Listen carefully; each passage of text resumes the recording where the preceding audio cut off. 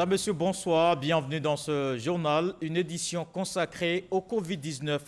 Le bilan s'alourdit, 25 nouveaux cas de contamination au Covid-19 en Côte d'Ivoire. Le pays compte désormais 165 cas avec un premier décès. Le ministre de la Santé a fait le point de la situation. Janaka Aoulé alerte la population. La menace est bien réelle. Il appelle aussi à éviter l'automédication, notamment la chloroquine. La Côte d'Ivoire qui prend de nouvelles dispositions dans la lutte contre le Covid-19. Les marchés et les rues du district d'Abidjan seront désinfectés. Une vaste opération qui démarre demain lundi. Annonce faite par Anne Désiré Ouloto, ministre de la Salubrité. C'était au cours du point presse du gouvernement sur la pandémie. Et puis l'isolement du Grand Abidjan, c'est ce soir à partir de minuit. Plus de sorties et d'entrées sans autorisation dans la capitale économique dans la journée de ce dimanche. Avec beaucoup de difficultés, des passagers espéraient encore avoir un véhicule pour l'intérieur du pays. Forte affluence dans les gares routières. En Côte d'Ivoire, comme partout ailleurs dans le monde, une crise sanitaire fait rage. Voici toute l'actualité sur le Covid-19.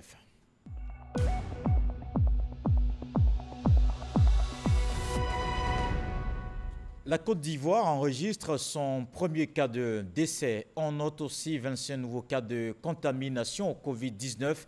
Le pays compte désormais 165 cas. Le ministre de la Santé a fait le point de la situation.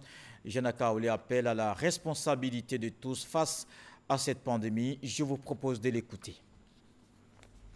Point de la situation de la maladie à coronavirus Covid-19 du 29 mars 2020.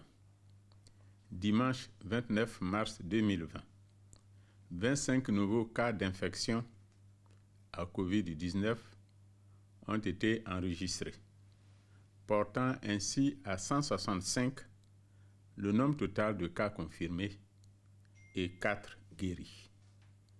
Nous notons notre premier décès lié à Covid-19. Nous exprimons nos sincères condoléances à la famille éplorée. Le diagnostic de ce cas décédé s'est fait post-mortem. C'est le lieu de rappeler et d'insister qu'il ne faut pas céder à l'automédication dès l'apparition des premiers signes, notamment par la prise de chloroquine ou d'hydroxychloroquine. Cela est très dangereux pour votre santé. Mais plutôt de rester chez vous et de contacter de toute urgence les numéros gratuits suivants, le 143, le 101 et le 125. Nos équipes d'intervention rapide se rendront auprès de vous pour votre prise en charge. Par ailleurs, relativement aux nouvelles mesures de confinement de la ville d'Abidjan, prévues par le gouvernement, le ministère de la Santé et de l'Hygiène publique a mis en place des équipes de contrôle sanitaire aux différents postes de sortie d'Abidjan. Le nombre de cas confirmés risque d'augmenter de manière significative dans les prochains jours, avec son lot de cas modérés, de cas graves, avec des complications respiratoires et de décès. C'est le lieu d'insister sur l'importance des mesures barrières pour lutter contre la propagation de cette pandémie. Le Covid-19 est une maladie grave, mortelle et très contagieuse. C'est pourquoi nous insistons sur le fait de réduire vos déplacements le plus possible, car le virus ne se déplace pas, c'est nous qui le déplaçons. Il est indispensable d'intégrer dans nos habitudes quotidiennes les mesures sanitaires indiquées par le gouvernement. Le ministère de la Santé et de l'Hygiène publique appelle à la responsabilité de tous pour lutter efficacement contre cette pandémie. Le pays compte désormais donc 165 cas, dont 4 guéris et un décès. Et on en sait un peu plus justement sur le cas de décès enregistré. Il s'agit d'une dame de 58 ans, connue diabétique. Elle est entrée en réanimation le 25 mars et a été prélevée le 26 mars.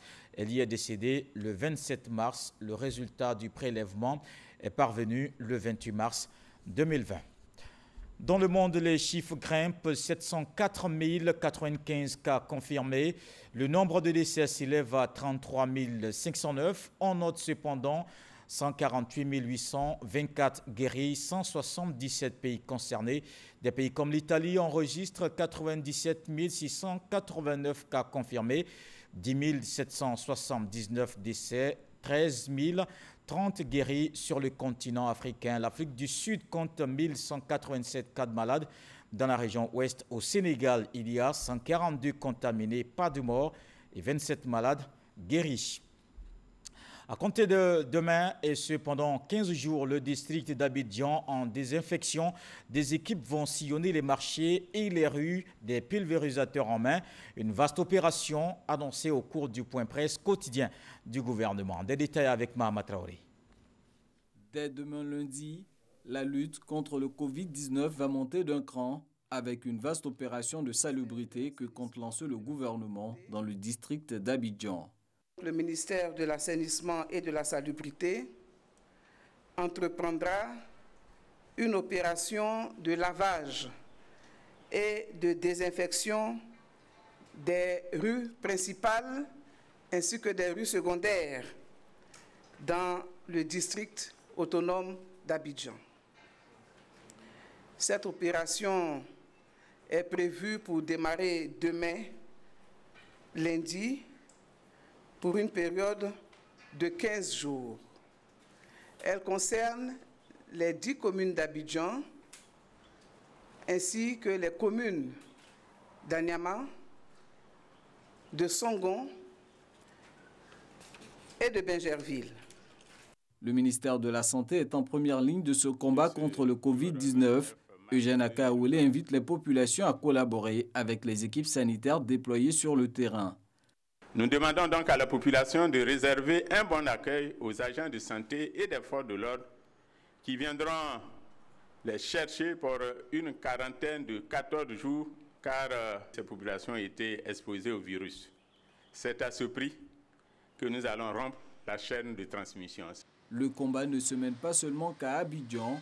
En ce qui concerne l'intérieur du pays, l'État met à contribution les comités départementaux de lutte contre les épidémies et les comités départementaux de sécurité. Ces deux organes, supervisés par les préfets de région, doivent veiller à l'application des mesures arrêtées dans le cadre de l'état d'urgence en vue de freiner la propagation du Covid-19. Au-delà des autorités préfectorales, sanitaires, des forces de défense et de sécurité, l'implication de l'ensemble des élus, des leaders communautaires est plus que jamais nécessaire pour faire face à la pandémie. Les présidents de conseils régionaux et les maires sont particulièrement sollicités dans leur circonscription pour apporter tous les appuis et concours nécessaires à l'atteinte de l'objectif du gouvernement qui est de freiner la propagation de la maladie à coronavirus en Côte d'Ivoire.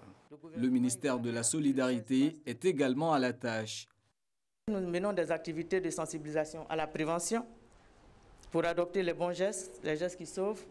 Mais nous menons également des activités à la résilience auprès des populations. Nos activités de sensibilisation ont démarré dans les communes d'Abobo, de Yopougon, de Koumassi et vont s'étendre sur l'ensemble du territoire national. Le volet social de cette riposte au Covid-19 prévoit également une prise en charge psychologique des personnes atteintes.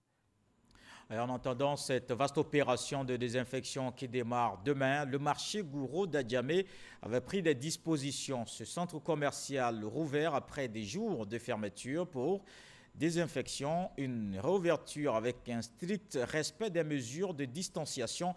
Les commerçants appelés au respect des gestes barrières contre la maladie. Francis Boifo. La mise en application des mesures gouvernementales de lutte contre la maladie à coronavirus a emmené les responsables du marché Gouro d'Adjamé à fermer jeudi dernier.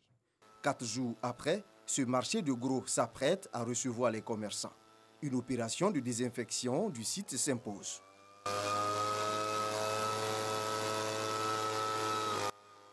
Le marché Gouro enregistre 2000 commerçants. Demain, lundi, nous appelons toutes nos braves femmes du marché Gouro de venir demain matin et puis on va faire les dispositions, comment les placer pour que vraiment chacun puisse s'asseoir 1 mètre entre nous pour que la maladie ne rentre pas parmi nous. Par la suite, être rigoureux sur la mise en pratique de ces instructions. Le marché va ouvrir le mardi précisément. Il est construit sur 11 000 mètres carrés. Chaque jour, le marché Gouro accueille plus de 5 000 tonnes de produits vivriers. Le système sera toujours le même. Les camions viendront, puisque ici au marché nous avons 12 entrées. Mais nous allons ouvrir 5 et les 7 autres seront fermées. Des 12 entrées, il y aura la rentrée des camions et la sortie des camions. Toutes les communes du district d'Abidjan se ravitaillent en produits vivriers à partir du marché Gouro ou de ce marché de Gros. Des désinfections des marchés et des rues, des dispositions du gouvernement contre la propagation du Covid-19. Une autre mesure entre en vigueur dès ce soir à minuit, le Grand Abidjan en confinement. Le directeur du cabinet au ministère de la Sécurité était l'invité du journal des 20h. Benjamin Efoli donne dans cet extrait des détails sur cette décision. L'arrêté 128 entraîne l'isolement indirectement d'Abidjan puisqu'il interdit tout déplacement de personnes entre le Grand Abidjan et l'intérieur du pays. Le Grand Abidjan ici s'entend le district autonome d'Abidjan, auquel s'ajoutent les villes de toutes les communes du district autonome d'Abidjan et les villes de Dabou, Azaguié, Bingerville, Bassam, Bonoua, Assini et Dabou. Donc quand vous faites ce périmètre-là, vous avez l'aire qu'on appelle aujourd'hui le Grand Abidjan.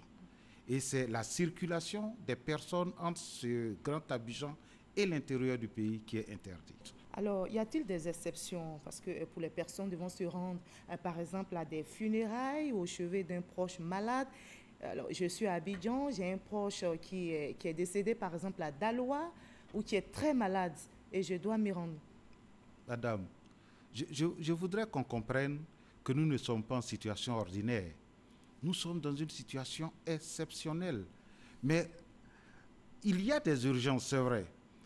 L'arrêté déjà prévoit que pour certains cas, par exemple le transport de denrées alimentaires, le transport de produits pharmaceutiques et bien d'autres cas, l'arrêté exclut ces transports-là de la proscription. Mais en dehors de ces cas qui sont énumérés dans un article 2 de l'arrêté, pour tous les autres cas, il faut obtenir un laissez-passer. Auprès de À Abidjan, le laissez-passer obtenu auprès du cabinet du ministre de la Sécurité et de la Protection civile et à l'intérieur du pays auprès des préfets. Mais ce laissez-passer, j'insiste, devrait être exceptionnel et non la règle. Ce soir, donc à minuit, dans quelques instants seulement, il sera impossible d'entrer et de sortir d'Abidjan sans autorisation. L'isolement entre en vigueur plus tôt dans la journée. Les derniers voyageurs s'apprêtaient à quitter la capitale économique. Vous allez le voir, forte affluence dans les gares routières, énorme difficulté pour les compagnies de transport obligées de respecter les mesures d'hygiène. Le reportage de Walter Amadou Ouattara. Abidjan, ce dimanche matin, la circulation est davantage fluide à certains endroits. La menace de la maladie plane et personne ne veut en être victime. Apercevoir en ville des populations regroupées est un fait assez rare ces temps-ci. Pourtant, des gares routières grouillent de monde en ce dernier jour qui annonce l'isolement d'Abidjan, comme ici dans la commune de Yopougon. Pour diverses raisons, ces voyageurs ne cachent pas leur désir de partir coûte que coûte d'Abidjan. Depuis 4 ans, je suis ici. Maman, elle est inquiète au village. C'est pour ça que je m'en vais au village. Malgré leur bonne foi, les responsables de cette gare peinent à faire respecter les distanciations sociales et les mesures de lavage des mains. Tant que les gars ne respectent pas les règles, ils ne vont pas monter dans le car d'abord. Autre lieu, toujours dans la commune de Yopougon. Cette compagnie de transport de passagers connaît aussi une ambiance particulière. Avec sa capacité de transporter environ 700 voyageurs les jours de grande affluence, alors qu'on évalue à plus de 1500 présents sur la gare, le responsable avoue être débordé par le nombre de voyageurs. Nous avons limité le nombre de départs, nous avons limité le nombre de passagers à prendre parce qu'il faut une certaine disposition. dans les cars pour ne pas que les cars soient bondés de monde.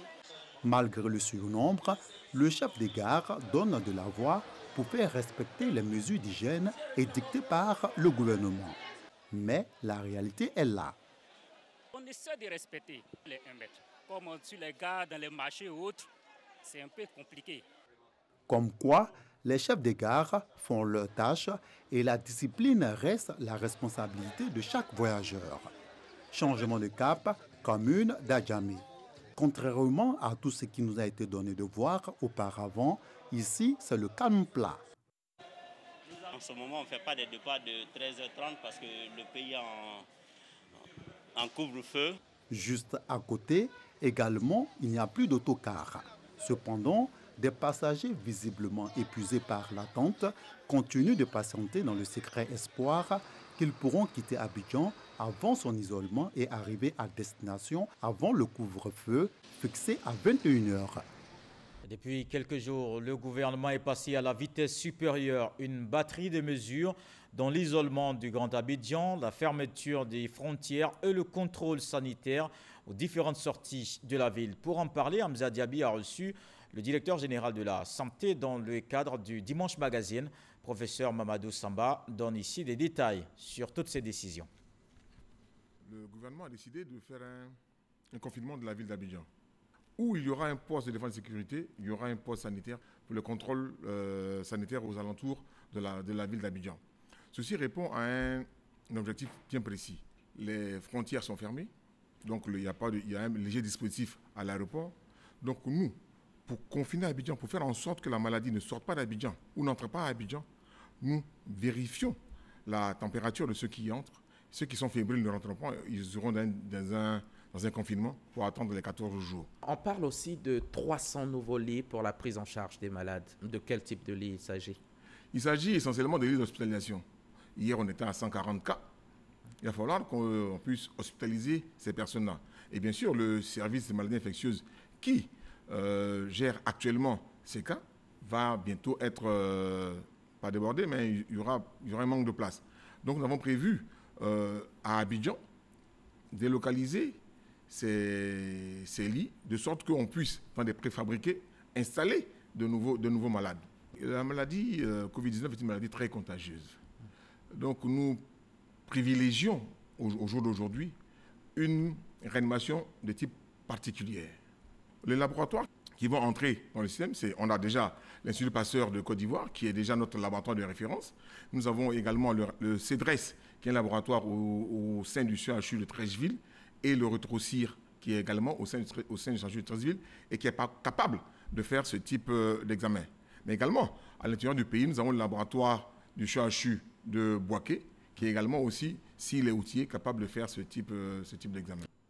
Rappelons que ce soir à minuit, le Grand Abidjan est en isolement, mais avant la mise en œuvre de la mesure, le travail se poursuit sur le terrain également. Le député d'Agboville soutient les populations de la ville. Adama Bictogo leur a fait don de kits de protection et d'hygiène. Il a appelé à la mobilisation de tous contre le Covid-19. Issa Tionayo. Mettre la population de sa circonscription à l'abri de la pandémie du coronavirus. Le geste d'Adama Bictogo, député d'Agboville commune, va dans ce sens avec la distribution de kits de matériel sanitaire constitués de seaux à robinet, de bassines, de dons en numéraire pour s'offrir du gel. Devant la difficulté, l'épreuve, on doit être ensemble. Nous ne sommes pas là pour faire de la politique. Et aujourd'hui, plus que jamais, nous devons être solidaires. Je prône donc l'union sacrée. Dépassons nos divergences.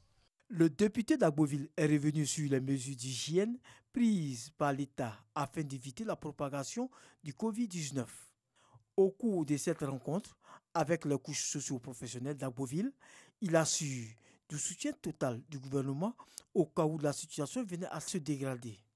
Pour ce qui est des problèmes alimentaires auxquels on pourrait être confronté, si jamais le président ou le premier ministre de son gouvernement venait à nous dire qu'on devrait rester chez nous peut-être 15 jours, 20 jours, comme en Europe, sachez que vos enfants, vos fils, nous nous battrons, nous nous organiserons pour bénéficier d'un couloir humanitaire.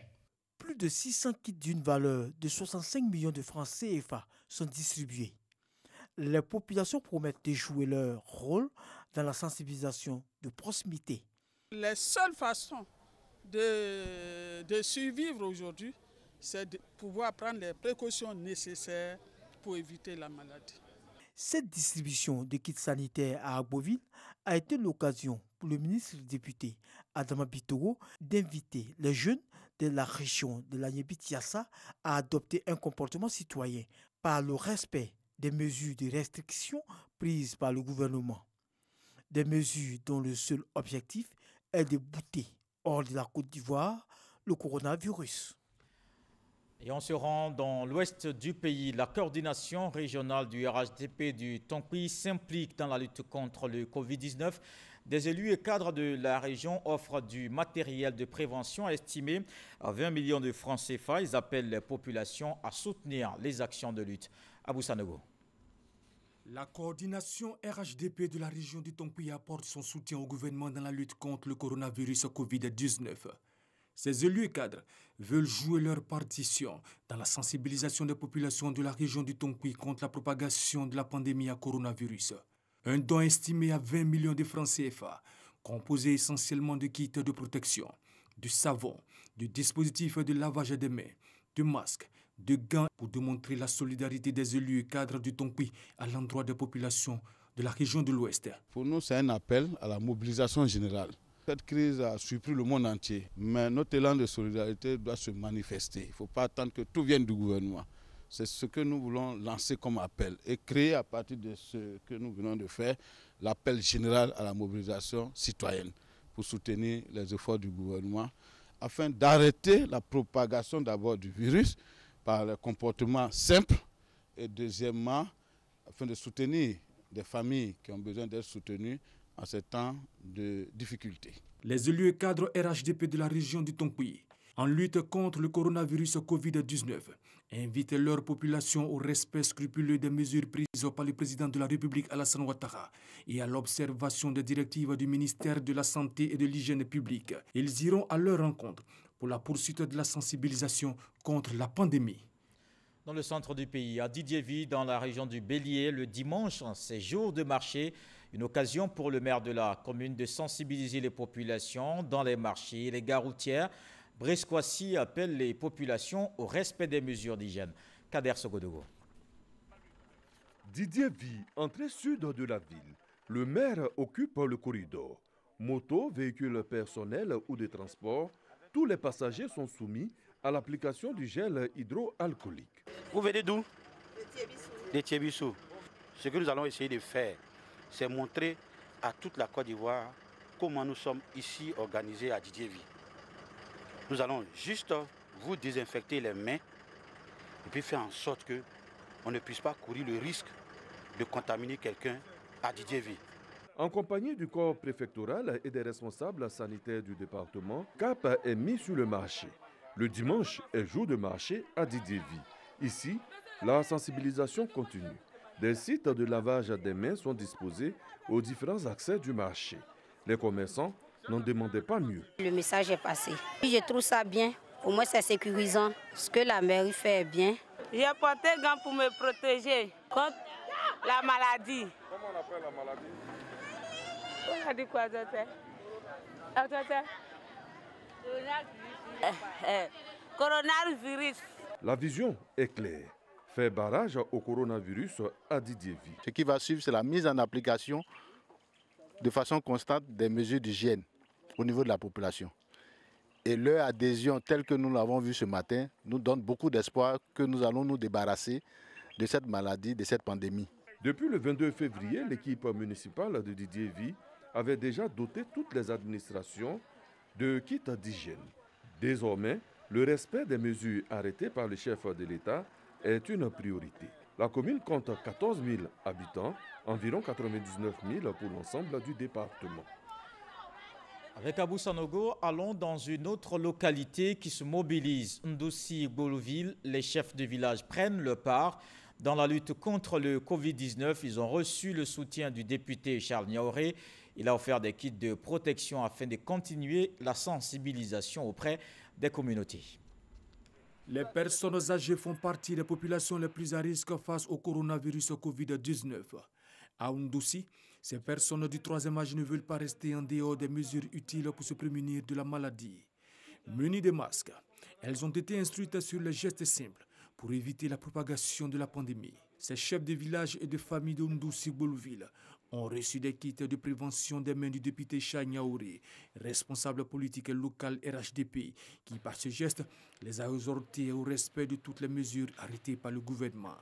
Ces bénéficiaires se sont engagés à poursuivre la sensibilisation dans leurs communautés respectives. Il est de tout temps qu'on nous rappelle ça à la télévision, faites ceci, faites cela. Mais aujourd'hui, avec le geste de l'honorable, on vient encore confirmer que le danger qui nous entoure est réellement présent. Je m'engage à respecter les mesures de l'État que nous sommes soumis à suivre.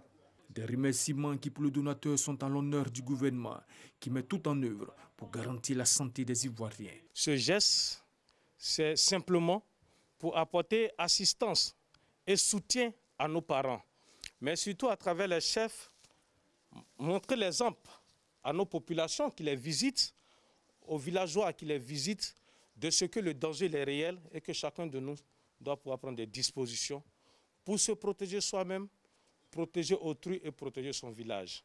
Un plaidoyer qui, s'il est entendu, fera beaucoup de bien à ces personnes du troisième âge et à l'ensemble des populations ivoiriennes dans la lutte contre le coronavirus Covid-19. Ils sont en route à pied d'Abidjan à Korogo. 3 artistes marchent pour la paix dans le pays. Au cours de leur trajet, ils ont aussi appelé les populations au respect des mesures de lutte contre le Covid-19. À Boaké, ils ont marqué une escale que nous relate Kader Sogodogo.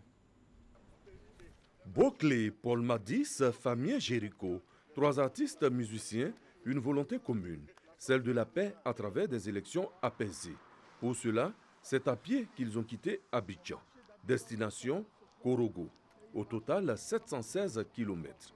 À leur arrivée à Yamoussoukro, le 14 mars dernier, ils ont été accueillis par les autorités locales, mais aussi le conseiller technique du Premier ministre Amadou Gon Coulibaly, parrain de cette aventure. Je suis ici ce matin au nom du Premier ministre Amadou Gon Coulibaly pour féliciter l'initiative de ces grands artistes ivoiriens, 3 grands artistes qui marqueront à jamais l'histoire de la Côte d'Ivoire. La pandémie du coronavirus, une réalité en Côte d'Ivoire. Nos artistes marcheurs apportent leur contribution durant leur parcours. À Boaké, ils ont décidé de donner de la voix. À la population, c'est de respecter les consignes de sécurité sanitaire établies par le gouvernement. C'est vrai, on l'a dit, on le dit, nous voulons un pays en paix, nous voulons des élections apaisées, mais plus encore, nous voulons une population ivoirienne en bonne santé. C'est ça le plus important. Alors, il faut qu'on passe le message partout, quel que soit l'endroit où nous sommes, quelle que soit la position qu'on occupe, il faut respecter les consignes de sécurité sanitaire établies par le gouvernement. Mais nous voulons saluer au passage tous les Ivoiriens, toute la chefferie de tous les villages que nous avons traversés. En tout cas, ils ont été formidables. On a pensé qu'on allait maigrir, mais vous nous voyez, hein, on a au contraire pris du poids, grâce aux Ivoiriens. Boclé, Paul Madis et Famien Jéricho sont attendus à Korogo le 3 avril prochain. Le Premier ministre Amadou Gon Coulibaly fait don de vivres et non-vivres à la communauté catholique de Yamoussoukro. Un appui remis par la ministre Raymond Goudou Kofi. Vous le savez, le carême, c'est un moment de partage. Monseigneur Alexis Touabli-Youlou appelle les fidèles à jouer leur partition dans la lutte contre le Covid-19. Kwadio Kwame. Don de vivres et non-vivres du Premier ministre. Le ministre du Budget et du Portefeuille de l'État Amadou Gon Coulibaly à la communauté catholique de Yamoussoukro. Au nom du chef du gouvernement, Raymond Goudou Kofi a indiqué que le carême chrétien est un temps de partage du pardon avant d'inviter la communauté chrétienne à élever la voix vers Dieu en union de prière afin d'éloigner le coronavirus, ce grand mal de la Côte d'Ivoire. Et nous avons besoin de la miséricorde de notre Seigneur Jésus, qui puisse nous aider, qui nous accompagne tous les jours, qui mette sa main sur le monde afin que nous puissions en finir avec ce virus. Il n'y a plus de déplacement entre Abidjan et les autres villes de l'intérieur. Il est important de préciser que tous les cas se limite à la zone d'Abidjan. Continuons de respecter les mesures qui sont simples, qui ne sont pas contraignantes, mais il faut le faire absolument. Apprécier à sa juste valeur ce don, signe de bonté, d'affection et de communion, Monseigneur Touabli Yulo a dit toute la gratitude et la générosité des siens aux donateurs. Nous ne sommes pas en temps ordinaire, c'est pourquoi Monseigneur Touabli Yulo invite les chrétiens à observer à la lettre les mesures prises par le président de la République. Car tout bon chrétien est un bon citoyen. Celui qui n'est pas capable d'être un bon citoyen pour son pays ne peut pas prétendre être un bon chrétien. Parce qu'avant d'être membre de la cité céleste, nous sommes d'abord membres de la cité terrestre. Alors j'encourage, à la suite de Madame le ministre, j'encourage tous les fidèles à respecter scrupuleusement, rigoureusement et entièrement toutes les mesures qui ont été édictées pour notre bien.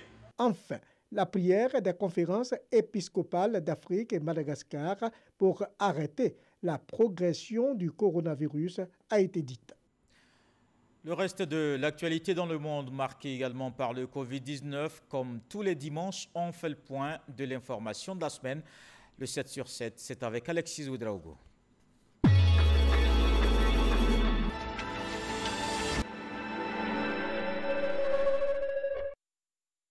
Lundi, en Afrique du Sud, les cas confirmés se sont multipliés en 24 heures, passant à plus de 400. Le président Cyril Ramaphosa a annoncé un confinement national sur 3 semaines, avec le déploiement de l'armée dans les rues. Mardi en France, Manu Dibango, saxophoniste camerounais de renommée internationale, est décédé des suites du coronavirus. Il avait 86 ans. Des milliers d'infirmiers au Zimbabwe ont entamé mercredi une grève pour protester contre le manque d'équipements pour lutter contre la pandémie. Ils exigent des autorités des équipements de protection adaptés. Jeudi au Sénégal, les 96 personnes testées positives au Covid-19 ont été prises en charge dans les différents hôpitaux du pays et entamé un traitement de chloroquine. Pour le professeur Moussa Seydi, les résultats sont déjà encourageants. Le Sénégal compte à ce jour 147 cas enregistrés et 27 guéris. Avec 136 cas confirmés de Covid-19 vendredi, le président ghanéen a indiqué qu'il souhaitait évaluer les répercussions d'une mesure de confinement avant de se prononcer sur son adoption. La principale confédération syndicale du pays, elle appelle depuis la semaine dernière au confinement. Au moins 15 000 personnes sont placées en quarantaine dans le nord de l'Inde, potentiellement contaminées par la même personne, un gourou décédé du Covid-19 et suspecté d'avoir été un super propagateur. De retour d'Italie, le gourou de 70 ans est allé prêcher dans une quinzaine de villages avant de tomber malade et de décéder. Notons que ce samedi, un bébé de moins de 1 an est décédé dans l'État de l'Illinois aux États-Unis du Covid-19. Le Premier ministre tchèque a invité le président américain à rendre le masque obligatoire. La République tchèque a rendu obligatoire pour ses citoyens le port d'un masque en public. Le pays a enregistré 2663 cas confirmés de coronavirus et 13 décès. Un terme à ce journal. Merci de l'avoir suivi. Demain, retrouvez Marine Cognan. L'actualité se poursuit sur les www.rti.ci et rti.info. Mais prenez soin de vous. Très bonne semaine. Bonsoir.